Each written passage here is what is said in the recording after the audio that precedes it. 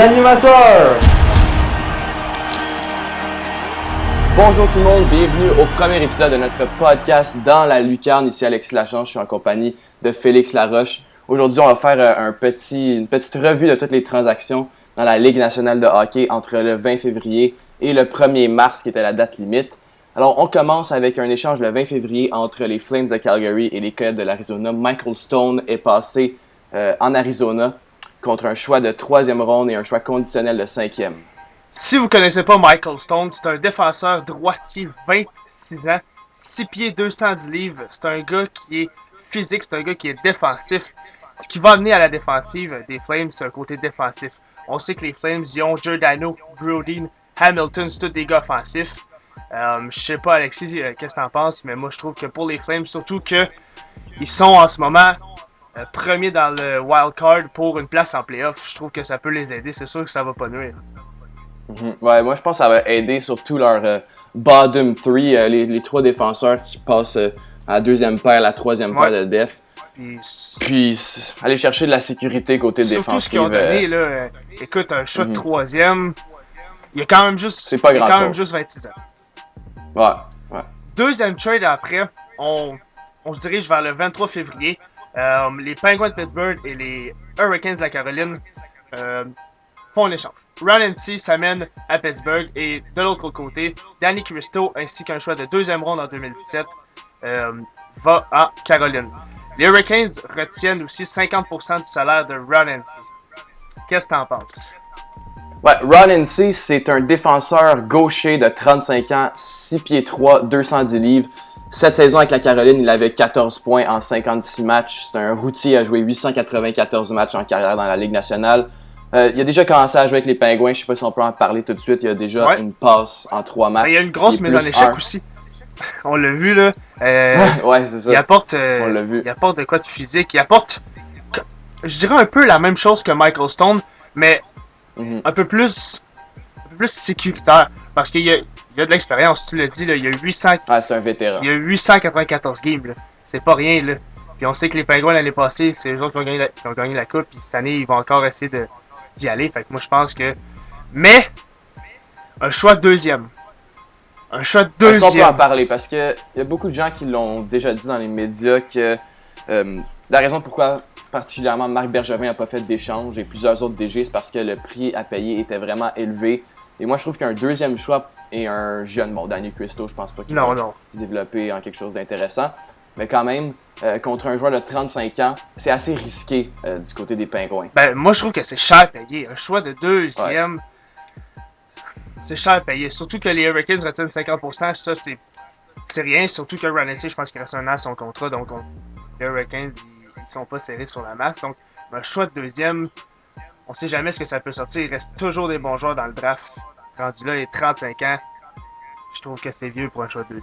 Bref, ça va être à voir. Est-ce que ça va payer pour les Penguins? À voir. À voir. Puis juste un petit fait intéressant sur Ron NC en terminant. Il a été repêché en première ronde, 13e overall au draft de 2000 par le Canadien de Montréal. Oh, fait que, ok. juste intéressant de lancer ça comme ça. Puis je pense qu'on peut passer au prochain trade. Oui, exactement. Alors, c'est les Stars de Dallas qui ont acquis un choix de 2e ronde. En retour, ils ont cédé aux Ducks d'Anaheim Patrick Eaves. Et le choix de 2e ronde devient un choix de 1re ronde si Eaves joue 50% des matchs des Ducks dans les 2 premières rondes des séries. C'est assez précis quand même. Ouais, ben c'est assez précis. Puis Patrick Eaves, cette année, pour moi, en fait, c'est une surprise. C'est un gars qui a 32 ans, c'est un vétéran dans la ligue, 6 pieds 200 livres, c'est pas un petit bonhomme, mais il a 21 buts. Avec une équipe qui ne va pas très bien, les Stars de Dallas, il y a 21 buts. C'est un gars qu'on prenait pour un 3e, 4e trio. Il a déjà atteint le plateau des 21 buts. Donc je pense que pour les Ducks, ça peut juste aider. Ils ont donné un choix de 2e, mais je pense qu'avec la saison que Patrick Eaves a, et avec l'expérience qu'il a, ça peut aider. Ouais, surtout c'est sa meilleure saison déjà là, c'est pas fini. Exact. C'est sa meilleure saison pour le nombre de buts en carrière. Exact.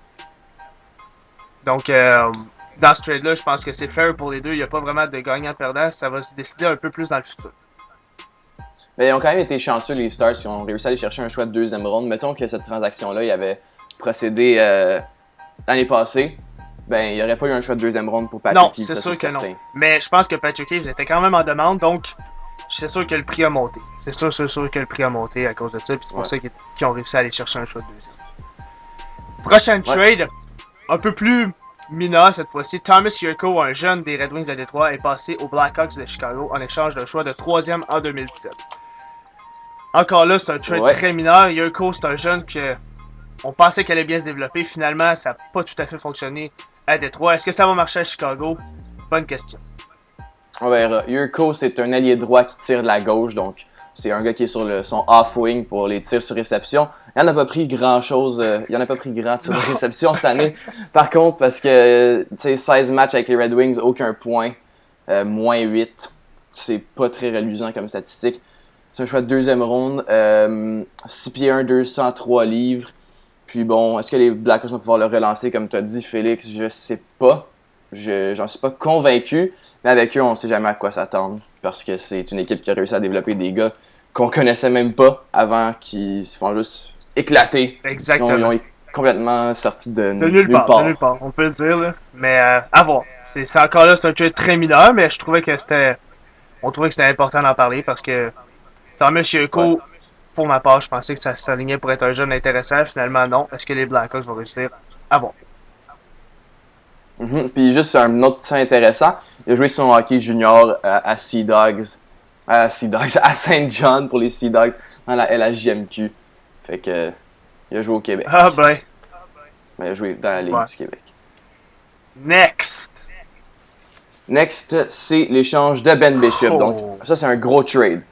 C'est les Kings de Los Angeles qui ont acquis Ben Bishop ainsi qu'un choix de 5e ronde. En retour, ils ont cédé le gardien de but auxiliaire Peter Budaj et un choix de 7e ronde, ainsi que Eric Cernak. La condition additionnelle, c'est que le Lightning paiera 50% du salaire restant au contrat de Ben Bishop. Ben, cet échange-là, je sais pas pour toi, Alexis, mais elle m'a surpris. Moi aussi. La surprise n'est pas que le Lightning l'a échangé, ça, je pense que c'était clair, c'était écrit dans le ciel, c'était sûr. La surprise est l'équipe qui l'a acquis, les Kings de Los Angeles, parce que quand ils l'ont acquis, Jonathan Quick revenait au jeu. Et Ben Bishop, on le sait, c'est un gros gardien de but. Il a une bonne saison quand même. Il a pas une mauvaise saison. Il a 16 victoires, 12 défaites, 3 défaites en prolongation ou tir de barrage. Donc il a une bonne saison. Ils n'ont pas reçu. Le Lightning n'a pas reçu énormément. C'est Peter Budaj. Il a patché. Il a bien aidé les Kings quand Quick est parti. Un choix de 7e, on dit ce qu'on voudra, ça vaut pratiquement rien. Et Eric Cernak, c'est un défenseur, 19 ans, c'est un prospect, mais encore là, les prospects, c'est jamais sûr à 100% que ça se développe. Fait que pour Ben Bishop, encore là, j'ai été très surpris. J'étais sûr qu'on s'enlignait vers un échange à 3. Finalement, non. Je vois pas l'utilité d'avoir 2 gardiens partants. T'sais, même si Quick se reblesse, bon là ça pourrait être utile, sauf que à part ça, ça va être juste plate pour un des deux qui va jouer beaucoup moins de matchs que l'autre. Et les Kings seront jamais capables de le re-signer. Va probablement le perdre pour Las Vegas, probablement. Donc encore là, échanger Eric Cernak. Si Eric Cernak devait quelque chose d'intéressant, les Kings vont s'en vouloir. Mais à part ça, c'est une trade surprenante. C'est une trade honnêtement surprenante. C'est de la sécurité, mais je trouve que c'est cher à payer pour avoir de la sécurité, surtout que Peter Budaj a quand même bien fait cette saison dans les circonstances. Ouais. Prochaine trade. Martin Hanzal et Ryan White sont partis vers le Minnesota en retour d'un choix de première et d'un deuxième des Coyotes. Oui, Martin Hanzal, c'est un centre qui tire de la gauche, un Tchèque qui vient de République tchèque, il a 30 ans, 6 pieds 6, 226 livres, donc un méchant gros bonhomme. C'est un choix de première ronde en 2005. Cette année, avec les Coyotes de l'Arizona, il avait 16 buts, 10 passes pour 26 points. C'est toujours un gars qui joue à peu près pour 40 points par saison, à peu près autour de 15 buts aussi, donc il avait une bonne saison, considérant qu'il avait 16 buts en 51 matchs. Et là, déjà avec le Wild, dans 3 matchs, il a 2 passes et il est moins 2. Le plus-moins, ça veut pas dire grand-chose, mais on peut quand même le mentionner. C'est ça, Ryan White, c'est plus un gars de 4e trio. C'est plus un, un plombier. Ouais, c'est ça. Un plombier qui peut s'asseoir dans les estrades d'une game sur 3 puis d'en jouer peut-être 2 sur 3 si on est généreux avec lui. Mais en fait, là, moi je pense que c'est un trade parce que le Wild là, sont vraiment dans la fenêtre, surtout avec quand ils ont signé Rick Stahl, ils sont dans le moment. Il faut qu'ils aillent chercher des rondes en playoff, il faut qu'ils aillent loin, il faut qu'ils aillent chercher la coupe, c'est là que ça se passe. Martin Hanzal, ils sont présentement premiers dans l'Ouest. Martin Hanzal va remplir le rôle de 3e centre à merveille. C'est un gros bonhomme, c'est un vétéran. Je sais pas son attitude, on en entendait un peu parler. Les Canadiens, justement, ils étaient un peu... On avait beaucoup de rumeurs, mais je pense que c'est son attitude qui dérangeait un petit peu. Mais ouais, c'est ça. Un choix de première et un choix de 2e, je sais pas si c'est trop payé. Malgré que le Wild sont une bonne équipe, donc ça va être des choix qui vont être tard au repêchage. Moi, je pense que pour Martin Hanzal, c'était le prix à payer. Je pense qu'il y a personne qui a payé trop. Puis je pense que c'était juste parfait. Le choix de premier, choix de deuxième. Je pense que le Wild, c'est une des seules équipes qui pouvait se permettre de payer un choix de première ronde pour Martin Hanzal parce que, admettons, c'est le Canadien ou si on prend un peu plus bas, les Sénateurs d'Ottawa, une équipe comme ça, ils sont pas encore convaincus à 100% de faire les séries ou de se rendre loin en série. Exact. Donc leur choix peut toujours, mettons qu'ils pognent une série de défaites importantes, leur choix peut remonter vite. Là, puis, ils font pas les playoffs. Mettons que c'est un choix de 10e au total, exact. Là, ça peut être une grosse perte. Ils font pas les playoffs, tombent dans la loterie, puis là, tout peut arriver. Ouais. Là, c'est dangereux. J'avoue que le Wild, c'est une petite chance à prendre, puis je pense à voir dans les playoffs, mais je pense que c'est une bonne échange pour le Wild. Et encore là, je m'attendais à le voir dans une équipe de l'Est. Ah, moi aussi. C'est quand même dangereux, ça aussi, Arizona, d'échanger un joueur dans leur propre conférence. Exactement. Ça peut revenir les mordre. Oui, en effet. Futur. C'est ça, on va voir ce qui va se passer de ce côté-là. Bon, le prochain trade, c'est celui de Brian Boyle qui est passé au Maple Leafs de Toronto en retour de Byron Froese, j'ai de la misère à prononcer ce nom-là, et un choix de 2e ronde en 2017. Brian Boyle, on le connaît, c'est un gros bonhomme, rendu de fier service aux Rangers et au Lightning de Tampa Bay. Il a quand même une saison respectable avec 22 points en 54 matchs avec le Lightning et 1 point en 2 matchs avec les Maple Leafs. Il était plus 5 avec le Lightning et plus 1 avec les Maple Leafs. Donc c'est un gars de 3e, 4e. De l'autre côté, Byron Froese, aucune idée de comment ça se prononce. Je suis pas vraiment convaincu que c'est un gars qui va pouvoir se développer énormément. Un choix de 2e encore là. Un choix de 2e, on sait jamais ce que ça peut donner. Mais je pense que les Maple Leafs essaient d'entourer leur équipe qui est très jeune. Ils essaient d'entourer avec des vétérans. Et encore là, c'est un trade pour essayer de participer aux playoffs parce qu'on sait que les Maple Leafs, ça a été extrêmement difficile dans les dernières années. Donc, c'est un bon trade. Je suis d'accord pour les Maple Leafs. Moi, je dis que excellent trade de leur côté. Juste pour aborder le côté Lightning de Tampa Bay, de toute cette date limite des transactions-là, ils ont fait différents échanges. Comme par exemple, on les a vu donner Ben Bishop, Brian Boyle, puis il y en a un autre qui s'en vient, un autre échange, il me semble. Ouais. Ils ont beaucoup de joueurs à re-signer pendant l'été, juste vous préciser ça. Fait que ça va être un peu plus difficile. Ça aurait été un peu plus difficile s'ils avaient gardé tous ces gars-là. Ils les auraient probablement perdus pour presque rien à la journée des agents libres. Donc ça a été juste plus simple pour eux d'aller chercher des choix de repêchage puis des jeunes qui ont peut-être une chance sur 10 de se développer. Ça reste qu'au moins ils ont eu quelque chose en Exactement. Ils n'ont pas perdu leurs joueurs pour absolument rien. Donc, je pense qu'ils sortent gagnants de ce trade-là. Surtout qu'en ce moment, le Lightning, ça va pas très bien leur saison. On sait que la blessure à Steven Stamkos fait probablement mal, mais en ce moment, ils sont assez loin d'une place en play-off. Il va falloir qu'il y ait une bonne série de victoires. Donc, je pense que les autres, à la date limite des transactions, ils ont été vendeurs. Ils ont été vendeurs et ils se sont préparés pour leur signature future. Ouais, exactement. La prochaine trade est là. C'est le Canadien de Montréal. Et c'est une trade que on s'attendait un peu. C'est Craig Batterin et un choix de 4e en 2018 contre Jordy Ben, le frère de Jamie Benn. Ouais, Jordy, c'est un défenseur qui tire de la gauche. Il a 29 ans, il mesure 6 pieds 2, il pèse 200 livres. avec les Stars de Dallas, il avait 2 buts, 13 passes pour 15 points en 58 matchs. Malgré que ses stats offensives, c'est pas l'affaire la plus importante. Je pense que c'est un défenseur qui va amener un côté un peu plus défensif aux Canadiens. En tout cas, c'est ce que je crois. De ce que j'ai pu voir en 2 matchs à date avec le CH, il n'y a aucun but, aucune passe, aucun point et il est 0. Donc, il a fait son travail sans plus. Exactement. Et c'est, je pense, le type de défenseur-là qu'on a essayé d'aller chercher. Juste un gars qui va pouvoir remplir un chandail puis rien sacrifier pour l'équipe, juste comme Bergevin, prendre la puck, dépasser la ligne rouge, la dumper dans le fond. Ben, jouer un style simple. Ouais, c'est ça. Exactement, puis c'est ça que... Et en plus, Bergevin, il l'a tout le temps dit, on n'a jamais trop de défenseurs. Et s'il y a une série de blessures qui s'amènent, ben, Jordy Ben peut jouer un rôle très important, solide à la diff, va pas chercher le gros jeu, va chercher le jeu simple. Et ça, je pense qu'en playoff, c'est excellent. C'est ce que tu veux. Et en plus, Craig Patterson ne semblait plus être dans les plans du Canadien, surtout que, on va le dire, l'histoire avec sa copine sur Twitter. Je sais pas si ça joue un peu, mais probablement que ça l'a pas aidé. Ça, c'est sûr et certain. J'aurais aimé ça le voir, essayer de le voir un peu plus. Mais malheureusement, ça n'a pas arrivé. Je suis pas déçu avec l'arrivée de Jordy Ben. Je pense que on peut rien dire sur cette trade-là. C'est pas une grosse trade, mais c'est une trade qui était attendue. Ouais, bien donc la seule chose que les Stars vont devoir gérer, ils vont devoir gérer Patrin, mais ils vont devoir aussi gérer sa copine pour s'assurer qu'elle dit rien de trop gros sur Twitter.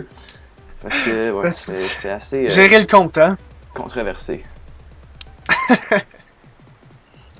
Donc le prochain trade, c'est Alexander Burrows ou Alexandre Burrows qui a passé au sénateur d'Ottawa en retour du jeune Jonathan Dallin. Fait que je te laisse aborder cette transaction. Ben écoute, premièrement, Burrows, premier match avec les Sénateurs, il est allé chercher 2 buts, donc bravo à lui. On sait que c'est jamais facile d'être échangé, surtout que lui, il a connu énormément de saisons avec les Vancouver Canucks, a joué avec les 2 CD, mais on va se le dire, ça avait été un bon trio. Alexander Burrows, c'est un gars qui a 35 ans et il tire de la gauche, 6 pieds, 188 livres, donc je suis pas sûr qu'il va remplir le rôle de premier, deuxième trio des Canucks, des Sénateurs, mais va être très utile pour le depth scoring.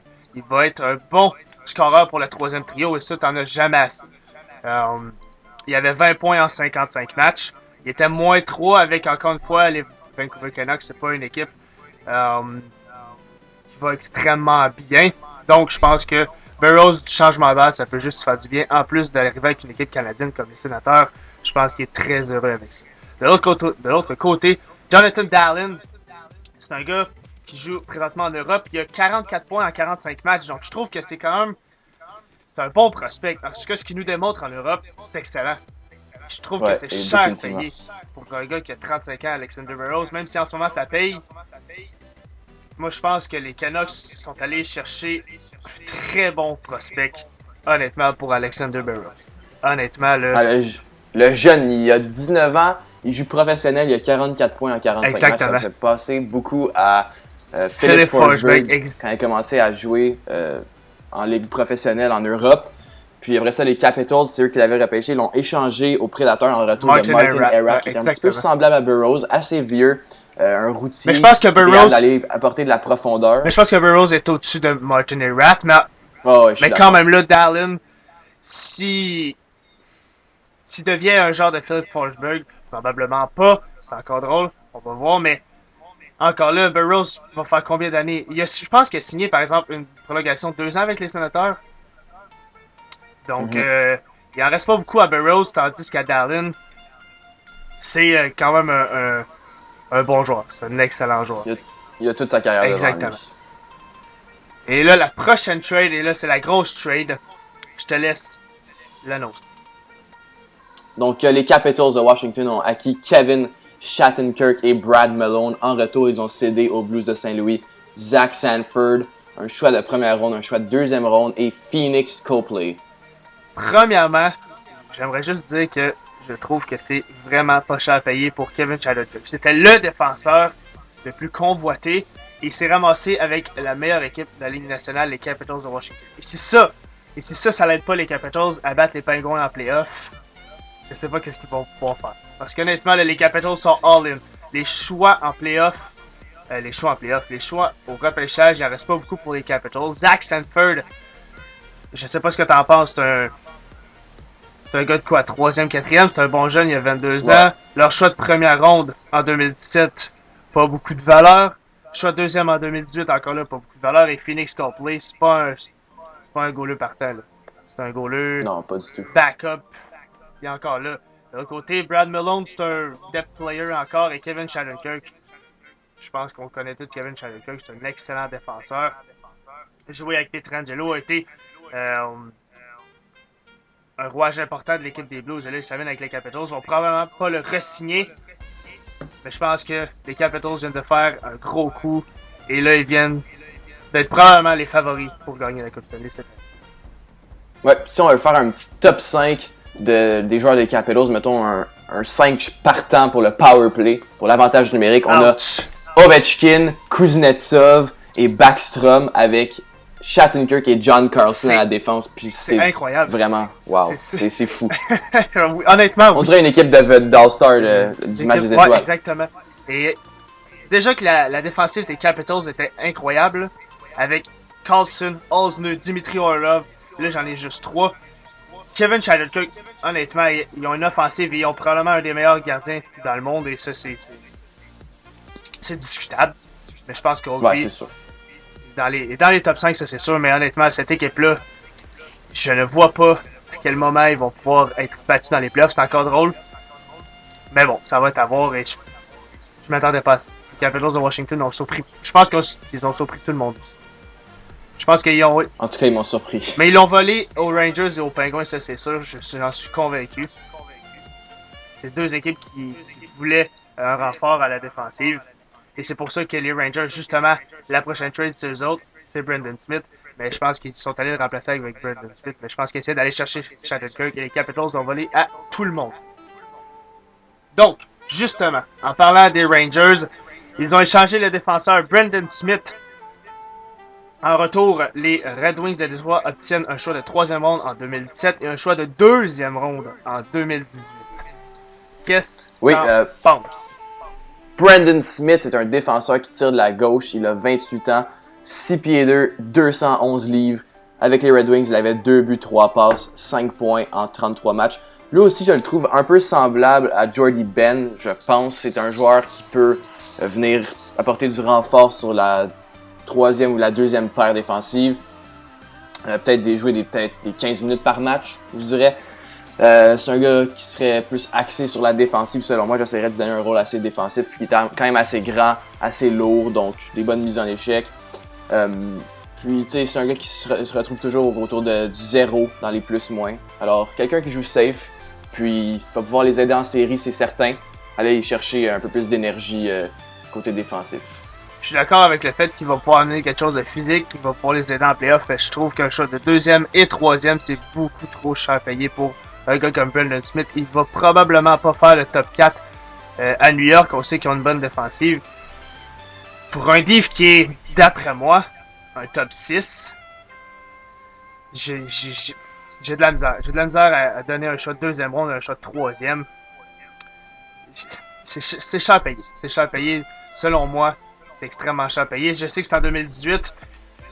Mais Brendan Smith a rien d'impressionnant à mon avis pour aller chercher un choix de 2e. Et c'est pour ça que je dis que les Rangers se sont fait voler Shattenkirk.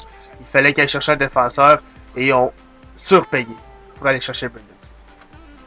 Ben honnêtement, je suis de ton avis parce que la seule raison pourquoi ils sont allés chercher Brendan Smith pour des choix aussi importants, c'est probablement parce que c'était la dernière option et ils voulaient être certains d'aller chercher un défenseur pour venir leur prêter main forte pour les séries. Fait que sinon, s'il y avait eu Shattenkirk, la possibilité d'avoir Shattenkirk, je pense pas que Brendan Smith non, Brendan Smith aurait changé l'adresse. Je ne crois pas non plus. Ensuite, il y a eu quelques échanges très mineurs, on va pas en parler, on va passer par-dessus. Un échange assez mineur, mais on va en parler, c'est Johnny Oduya qui retourne à Chicago.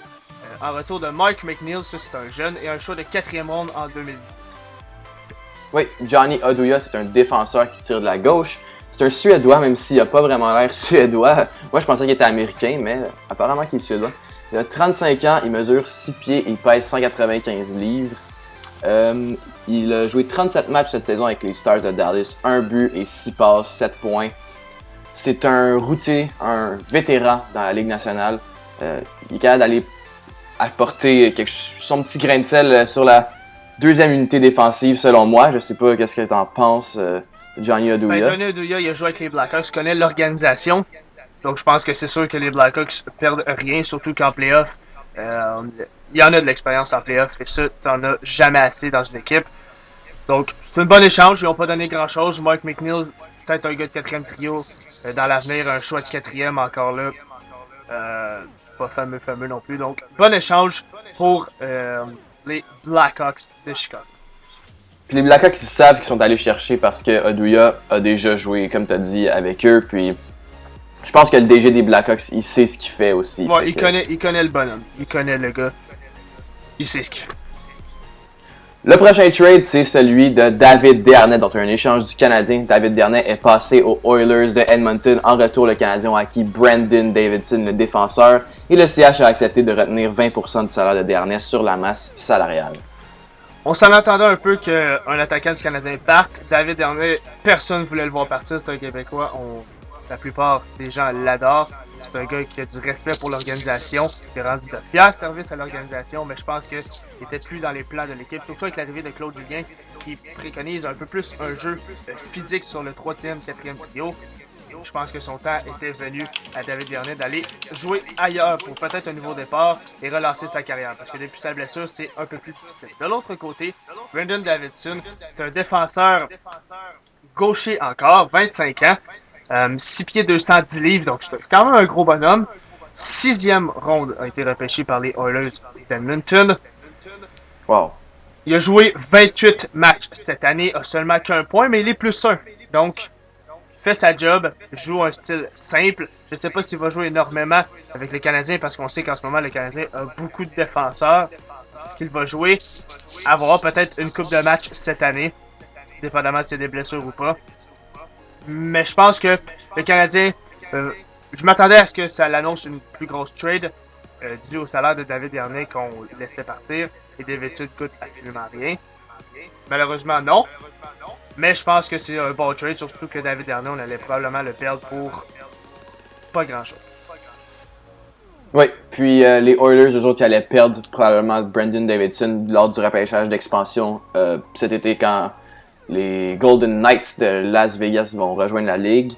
Et puis cet échange-là, ce que ça fait, c'est que ça confirme un peu cette journée de date limite des transactions, cette période de date limite des transactions, parce que tous les défenseurs qui ont changé d'adresse, c'était des défenseurs assez sécuritaires, assez safe, des gars qui jouent leur match, mais sans plus. Brandon Davidson, Johnny Oduya, Jordy Ben, Brendan Smith, tous des gars qui sont bottom six, je dirais, puis... Ils font leur job, rien de spectaculaire, tout du jeu simple, et en playoff, t'en as jamais assez. T'en as jamais assez de défenseurs. Je suis de l'avis de Marc Bergevin et cet échange-là va dans la même direction que sa philosophie. Donc, prochain échange a été entre les Vancouver Canucks et les Sharks de San Jose. Yannick Hansen est allé du côté de San Jose et Nikolai Goldobin s'est dirigé du côté des Canucks. Les Canucks aussi mettent...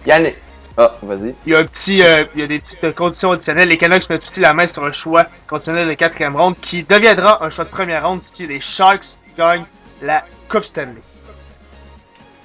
Donc on va voir les joueurs des Canucks avec leur chandail des Sharks pendant les séries parce que eux autres, ils feront probablement pas ces séries. Yannick Hansen, qui était un joueur, un ailier droit qui tire la droite. C'est un Danois. Il a 30 ans, 6 pieds 1, 195 livres. Cette année, avec les Canucks de Vancouver, il avait 6 buts, 7 passes pour 13 points en 28 matchs. C'est un joueur de 3e, 4e trio, selon moi. Peut-être qu'il jouait sur le 2e avec Vancouver, mais on le sait que les Canucks ont des difficultés récemment. Nikolai Goldobin, lui, c'est un jeune prospect. Il a 21 ans, 5 pieds 11, 185 livres. C'est un Russe, on l'a vu au championnat mondial junior dans les années précédentes. Et cette année, il a joué majoritairement avec les Barracuda de San Jose dans la AHL. Il avait 15 buts, 26 passes pour 41 points en 46 matchs. Donc quand même assez solide pour le jeune Goldobin. En fait, moi, ce que je pense de cet échange-là, c'est que les Canucks, on l'a vu durant la date limite des transactions, sont en mode reconstruction. Et Yannick Hansen n'était plus dans les plans, il y a eu beaucoup de rumeurs, donc il est parti. Et en retour, ils reçoivent un jeune qui pourrait extrêmement bien se développer. Surtout, on regarde sa saison dans la AHL, c'est quoi, 41 points? Ouais. C'est excellent. C'est excellent. Comme jeune, il a 21 ans, va probablement faire le jump à NHL l'année prochaine avec une équipe en reconstruction. Moi, je pense que le move était parfait pour les Canucks, autant que pour les Sharks. Ils vont chercher du support à l'attaque pour les playoffs. Mais si jamais les Sharks viendraient qu'à gagner la Coupe Stanley, cet échange-là serait automatiquement gagné par les Canucks qui reçoivent un choix de première ronde. Et ça, encore là, Goldobin a un choix de première contre Yannick Hansen. Si ça devait arriver, wow, bravo Canucks. Mais en même temps, si le choix de première ronde, le choix de quatrième ronde devient un choix de première ronde, je pense que les deux équipes ont quand même gagné parce qu'on s'entend que les Canucks sont prêts dans le futur, mais les Sharks ont quand même gagné une Coupe Stanley. Les Sharks ont gagné une Coupe Stanley, donc satisfait. Ils ont réussi leur pari. Ouais, exactement. C'est un win-win des deux côtés. Exactement. Donc, un autre trade du Canadien, très très mineur cette fois-ci, Steve Ott, contre un choix de 6e ronde des Red Wings. Steve Ott, c'est un centre qui tire de la gauche. Il a 34 ans, mesure 6 pieds, pèse 189 livres. C'est un gars de 4e trio, on se le cachera pas. 3 buts, 3 passes cette année pour 6 points en 42 matchs. Et il a 63 minutes de pénalité, donc c'est assez exceptionnel. C'est un joueur qui a eu beaucoup de suspensions dans sa carrière, un joueur qui joue assez cochon, si vous me permettez l'utilisation de ce terme-là. On va voir est-ce qu'il va jouer pour le Canadien. Moi, je pense qu'il jouera pas grand game. Honnêtement, je pense pas qu'il va mettre le pied sur la patinoire peut-être une ou deux fois, là, juste pour le tester, mais sinon, le Canadien devrait préférer Dwight King, qu'on va en jaser un petit peu plus tard. Moi, je pense que si on va le voir, c'est en playoff, si jamais il y a des blessures. Parce que c'est un vétéran, il peut être utile en playoff sur un 4e trio. J'ai pas de trouble à le voir là, mais je pense pas qu'on va lui donner un rôle très important. Et c'est pour ça qu'on l'a payé seulement qu'un choix de 6e ronde. Oui, par la suite, il y a eu d'autres échanges assez mineurs. Puis, il y a eu un autre grand coup, selon moi, quand même. Un choix de 3e ronde et Dylan McIlrath qui ont passé aux Red Wings de Détroit. En retour, les Red Wings ont cédé Tomáš Vanek aux Panthers de la Floride et les Red Wings retiennent 50% du salaire de Vanek sur leur masse salariale. Premièrement, les Panthers ont fait un bon coup. Je pense que le choix de 3e et Dylan McIlrath, c'est pas vraiment la crème de la crème. Surtout que Vanek, cette saison, je pense que c'est une bonne saison qu'il a avec les Red Wings. En 48 matchs, 15 buts, 23 passes pour un total de 38 points avec un plus et moins de plus 2. Donc, les Détroit, en passant, ils sont derniers dans l'Est. Donc, avec une équipe dernière dans l'Est, il a réussi à aller chercher un plus 2 avec 38 points, 48 matchs. Donc, je pense que c'est excellent. Va aider les Panthers du côté offensif, c'est sûr. Je ne sais pas s'il va jouer sur un 2e trio avec les Panthers, ça va être à voir. Mais bon trade pour la Floride. Et du côté des Red Wings, il n'y avait rien à perdre. Il allait probablement le perdre à la fin de la saison. Et c'est une équipe qui semble se diriger tranquillement mais sûrement vers une reconstruction. Oui, puis les Panthers sont à 1 point d'une place en séries éliminatoires présentement avec 69. La 8e place appartient aux Islanders de New York qui en ont 70. Donc, Vanek va pouvoir probablement les aider à se rendre où est-ce qu'ils veulent. Puis peut-être faire les séries par la peau des fesses. On va voir qu'est-ce qu'il va pouvoir faire lors des séries éliminatoires. Je sais qu'il n'avait pas tant aidé le Canadien. C'est un joueur qui a l'habitude de s'effacer lorsque ça compte. Ouais, exact. Ouais. Donc, c'est risqué. Exactement. La trade après cette transaction-là a été le Canadien de Montréal. Et c'est probablement, on va dire, leur plus grosse trade cette année à la date limite des transactions. C'est Dwight King. En retour, les Kings reçoivent un choix de 4e ronde en 2018 qui deviendra un choix de 3e ronde si le Canadien parvient à s'entendre avec Kings. Oui, Dwight King, c'est un ailier gauche qui tire de la gauche. Il a 27 ans, donc quand même assez jeune. Il mesure 6 pieds 4, pèse 232 livres, un gros bonhomme lui aussi. Avec les Kings, il a joué 63 matchs, 8 buts, 7 passes pour 15 points. 10 minutes de pénalité, donc malgré sa grosse taille, sa grande taille, il n'est pas un joueur très violent. Et je pense que ça, c'est ce qui peut venir aider le Canadien, parce que oui, il est capable de donner des bonnes mises en échec, mais il prend pas de pénalité trop stupide, il frappe pas des gars pour rien, puis il est capable de faire un repli défensif aussi assez safe, sans prendre de mauvaises pénalités. C'est un gars qui à 0 dans les plus-moins. Donc un autre gars du style que Marc Bergevin aime bien, quelqu'un qui est responsable dans sa zone et qui prend pas trop de risques. En fait, Dwight King, le Canadien, là, ça fait longtemps qu'on leur reproche d'être petit.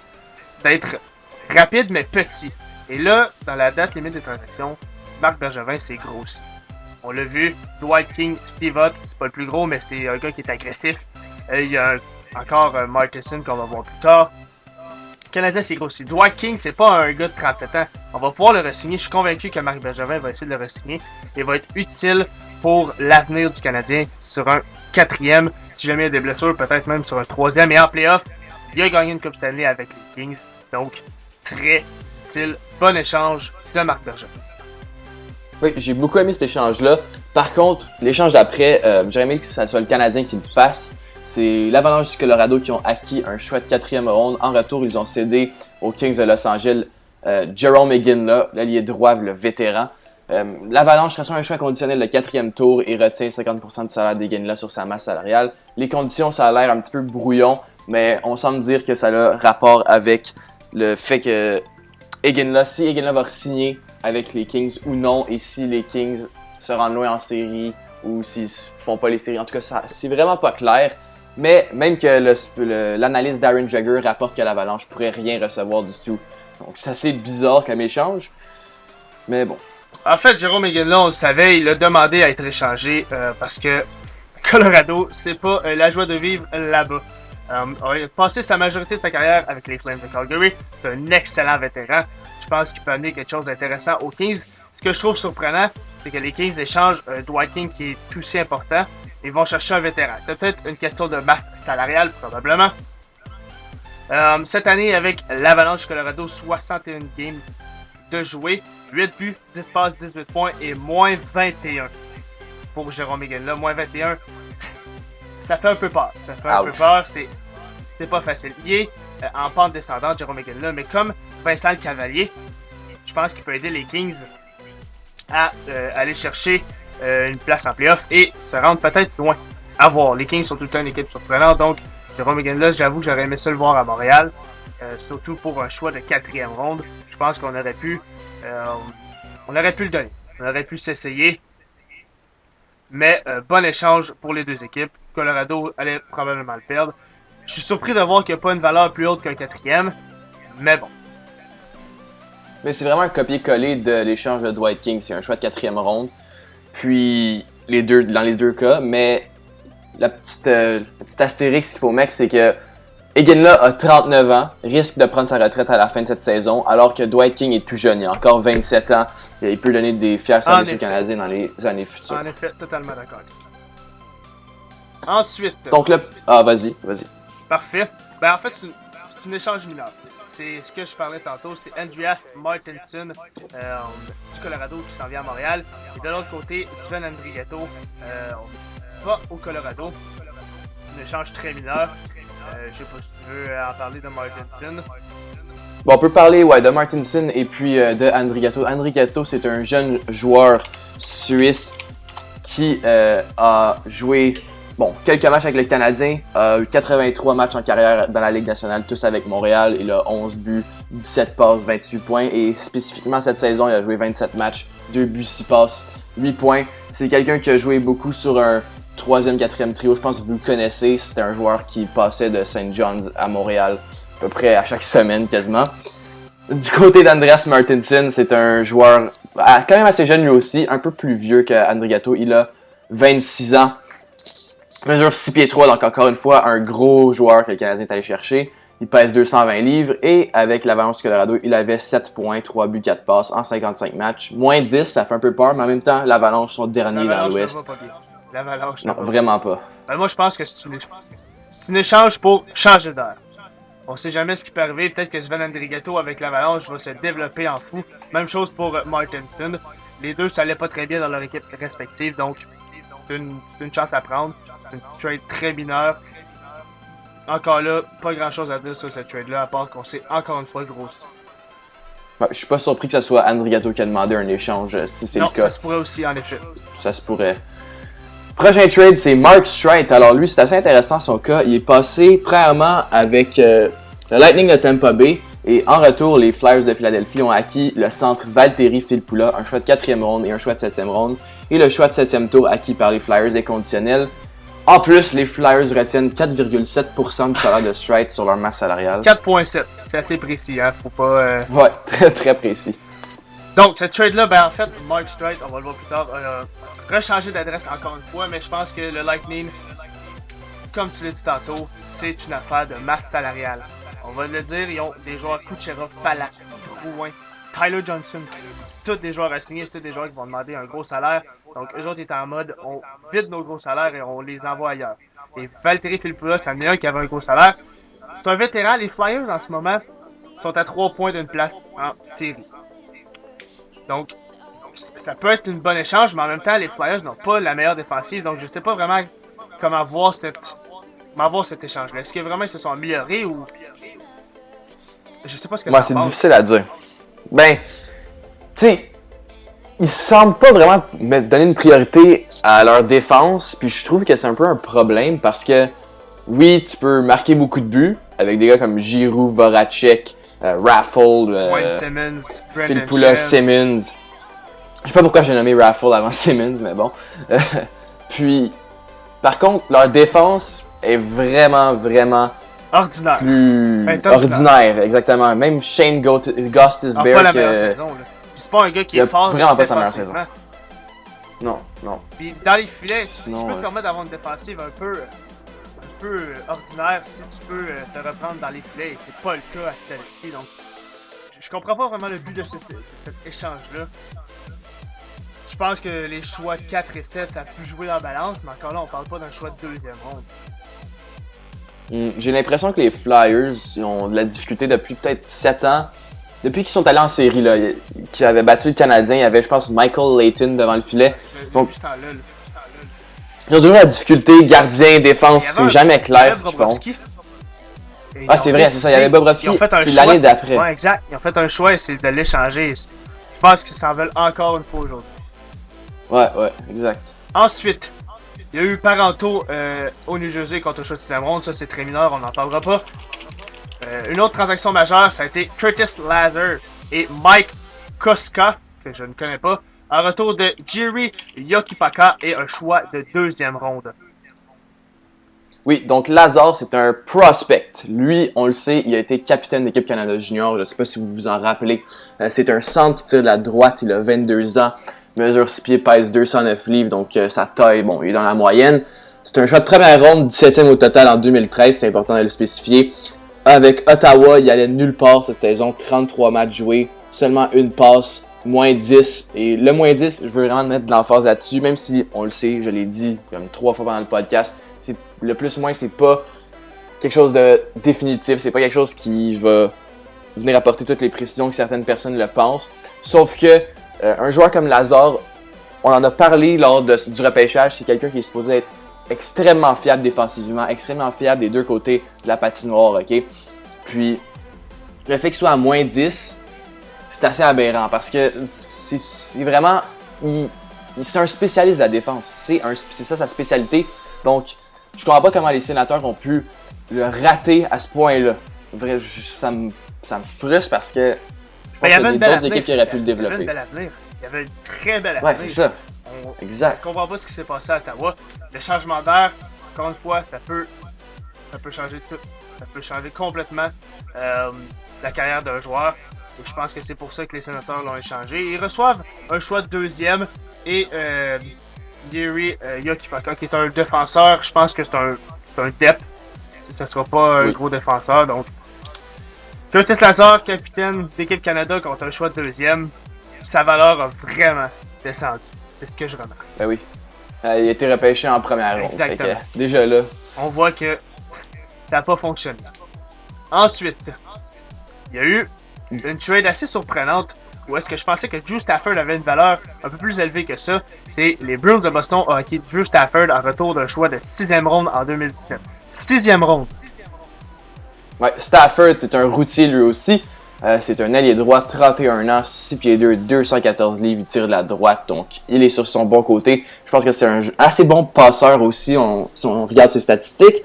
Il a 4 buts, 9 passes cette saison pour 13 points en 40 matchs. Il a quand même beaucoup ralenti. Il a eu ses bonnes saisons avec les Sabres de Buffalo. Mais je dis beaucoup ralenti. C'est jamais un gars qui a été habitué à avoir extrêmement beaucoup de points. Mais c'est quand même un joueur qui est important selon moi, qui a donné de fiers services à toutes les équipes avec qui il a passé. Puis c'est une bonne acquisition pour les Bruins de Boston. Surtout que les Bruins n'ont rien à perdre. En ce moment, ils sont en 3e place de l'Atlantique. Donner un choix de 6e ronde pour un gars qui va probablement, va certainement aider. Je pense qu'il n'y a rien à perdre là-dedans. Donc bravo aux Bruins et les Jets de Winnipeg. Je me questionne un peu sur cet échange. Ouais, ils prennent un risque, c'est certain. Exactement. C'est un gars qui pouvait quand même les aider. Mais ils se retrouvent où dans le classement, les Jets? Ils se retrouvent... Les Jets... Ils se retrouvent en 10e position. Donc ils sont quand même encore... Mais ils ont quand même encore des chances de faire les séries. Ils sont à 6 points. Donc il va falloir qu'ils... Ouais. qu'ils se mettent à gagner rapidement. C'est sûr qu'en donnant un joueur qui jouait probablement sur leur 2e, 3e trio, je pense qu'on l'a... Ça part mal. Probablement lancé la série. Ouais. Le dernier échange qu'il y a eu, c'est un échange mineur. C'est Kenton Eldison et un choix de 7e ronde qui ont passé aux Blackhawks de Chicago. En retour, les Ducks ont acquis Spencer Abbott et Sam Carrick. C'est tous des joueurs assez jeunes, je pense, des prospects qui se sont pas extrêmement beaucoup développés. C'est juste des changements d'air pour pas mal tout le monde.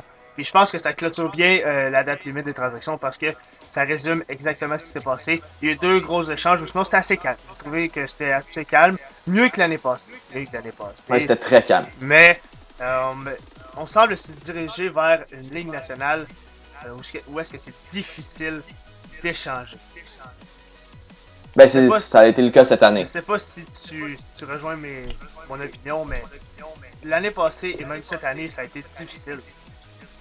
Ouais, totalement. Totalement, parce que les joueurs qui ont été acquis, on l'a dit plusieurs fois, c'est des joueurs safe, c'est des joueurs pour des changements d'air. Mais sinon, les équipes veulent pas prendre de risques. C'est ça le problème. On veut pas mettre en péril son futur. Non, exactement. Et je vois une grosse trade et c'est celle-là de Shattenkirk. Ben Bishop, je suis pas d'accord que c'est une grosse échange parce qu'honnêtement, ils n'ont pas reçu une grosse valeur.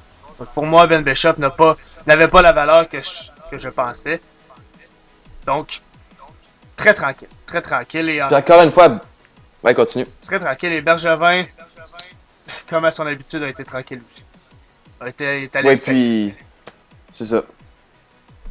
Ben, Bishop, en plus, le Lightning, l'ont échangé juste une fois qu'ils ont été certains de pouvoir s'en départir. Parce qu'il y a des rumeurs autour de lui depuis, je pense, 1 an, depuis l'année passée au moins. Ils ont entendu que Vasilevski soit totalement prêt à être le premier gardien. Ouais. Est-ce qu'il est vraiment prêt, Vasilevski? Parce que c'est difficile à dire. Moi, je pense que oui. Moi, je fais confiance à Steve Yzerman là-dessus. On n'a pas donné beaucoup de games à Vasilevski. Là. Ici, advenant le cas que, par miracle, le Lightning fait les playoffs, Vasilevski en playoffs, je ne sais pas. Je sais vraiment pas. Mais ça, c'est une autre histoire. Cette saison, Vasilevski, 13 victoires, 13 défaites. Donc, c'est pas très très fort. Non, mais... c'est pas reluisant. Donc, c'est ce qui conclut pas mal notre premier épisode du podcast Dans la Lucarne. J'espère que vous avez apprécié. Personnellement, vous pourrez me retrouver toute la semaine ou jusqu'au prochain épisode sur la chaîne YouTube Lucky Shots et aussi sur celle de vlogging Alexis Lachance. Aussi, j'ai un Instagram, c'est @AlexDeLucky. Et puis sinon, allez voir tous les liens qu'il y a dans la description de mes vidéos sur Lucky Shots. Vous allez pouvoir tout trouver à partir de là. En effet, dans la description, toutes les chaînes importantes vont être là, dont la mienne, The Rock, une chaîne un peu plus mature, on va se dire un peu plus gaming, un peu plus rigolo. Donc, allez voir ça. Et on se retrouve très prochainement pour un autre podcast. Et ça m'a fait plaisir d'enregistrer cet premier épisode avec toi, Alex. Ouais, moi aussi, j'ai bien apprécié. J'ai vraiment hâte de continuer. Dites-nous dans les commentaires aussi si vous avez apprécié. Et surtout, discutez avec nous. Dites-nous ce que vous avez pensé des échanges. C'est ça qui est important. Je veux voir votre avis. Je veux voir qui a gagné, qui a perdu. Bergevin, qu'est-ce qu'il a fait? C'est-tu bon, c'est-tu pas bon? On veut le savoir. On veut vous lire. Et je pense que ça conclut. Ouais, juste vous dire aussi, vous pouvez nous suggérer des chansons pas copyrightées si vous voulez qu'on mette des musiques pendant le podcast et des différents sons. Alors, proposez-nous des choses dans les commentaires parler avec nous comme Félix a dit. Je veux qu'on puisse débattre ensemble. Vous pouvez même nous poser des questions, on va y répondre lors du prochain épisode. Puis c'est ça, ça conclut le premier épisode.